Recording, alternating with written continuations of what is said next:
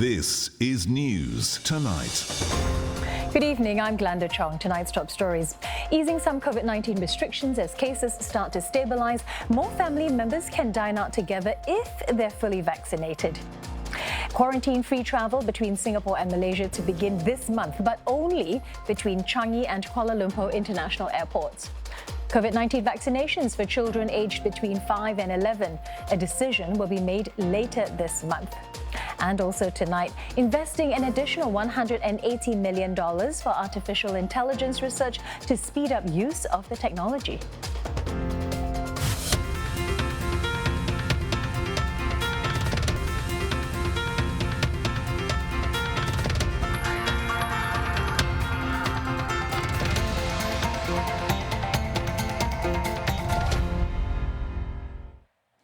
Singapore is easing some COVID-19 restrictions from Wednesday, and this comes as the week-on-week ratio of community cases has decreased and is now hovering between 0.8 and 1.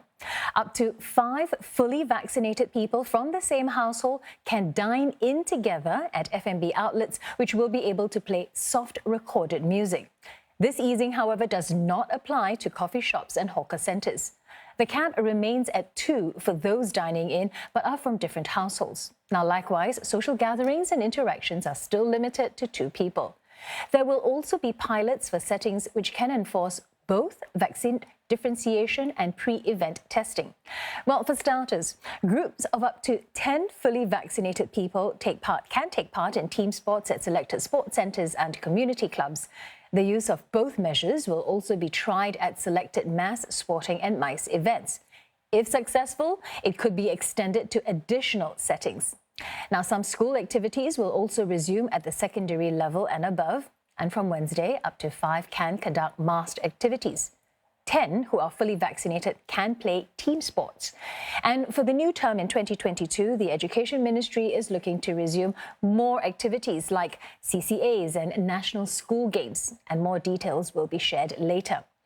Well, Singapore is easing some COVID-19 restrictions from Wednesday as the week-on-week ratio of community cases decrease. Fully vaccinated people from the same household will be able to dine out in groups of 5 at F&B establishments. More activities will resume, including at school, selected sports and MICE events, and different rules for unvaccinated people and rapid testing will be the way forward for Singapore.